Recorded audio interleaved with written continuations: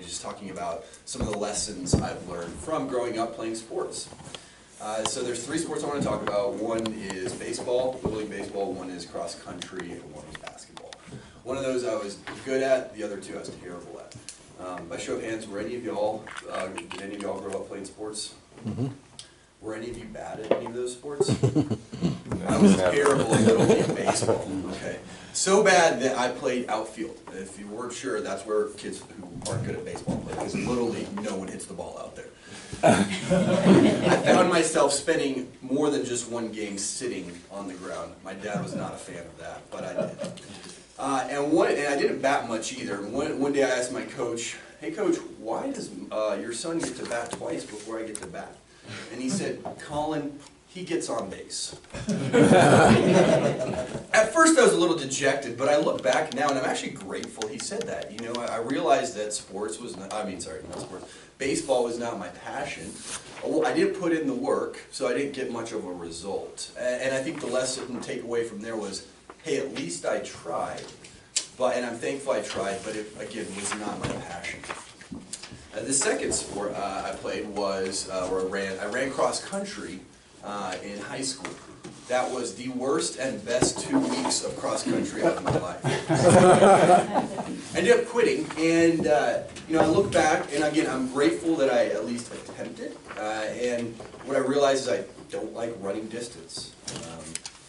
And one lesson or one opportunity of growth was when I actually had to call the coach and tell her, "Hey, I'm no longer running cross country." And being someone that didn't want to let anyone down, that was a step of growth for me, and I'm grateful that I had that opportunity. And again, I don't run distance. I'm running a Spartan race here coming up in about a month, and I'm freaking out because I'm having to run more. Have any of y'all done a Spartan race? Okay, it's about 8 to 10 miles with 40 different obstacles, so hopefully I won't be thinking about the running too much. And then the last sport I was actually good at and put my heart and soul into was basketball. If you remember from my last speech, I shared a little bit about basketball was my idol. I played from about middle of 6th grade year all through college. I loved basketball. I thought I was going to be in the NBA. From about 8th grade through my junior year, I truly thought I was going to be in the NBA. You could tell me I wasn't going to be there, and I would tell you you're dead wrong. I had a plan. I even had a mapped out plan of how many points and rebounds I was going to average.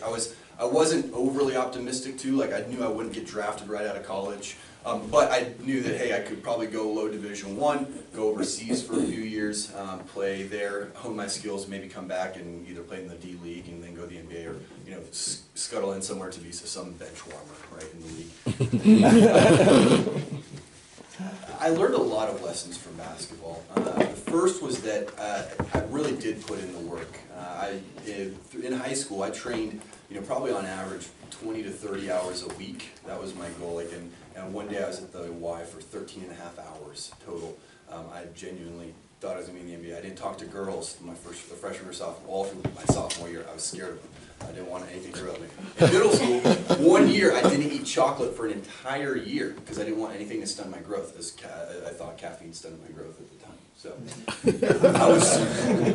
I was sold on basketball. But some of the really good lessons were the value of teamwork. As much as I could contribute on an individual basis and practice, unlike baseball, you have to have a team or at least one other person to hone your skills, whether it's catching, pitching. With basketball, I could go shoot hoops, I could go run, I could go lift weights, and really get better individually. But then, at the end of the day, I'd come together with a team, and it all mattered about the team. And I think that's life, right? We have to all pitch, everything we do still fits in with the grander scheme of things. Another lesson I learned was an importance to attention to detail. We won a state championship my senior year of high school, and one of the things I attribute to that was that my coach was a stickler for details. We attempted to practice perfectly effectively, and my junior year, if we screwed up, we'd blow the whistle. He'd blow the whistle. We'd all run to the baseline, and he'd at random pick someone and ask them, what did we do wrong? And if we got it wrong, if we got the answer wrong, we all ran. So it was not fun at all. That aspect of it. Another lesson I learned.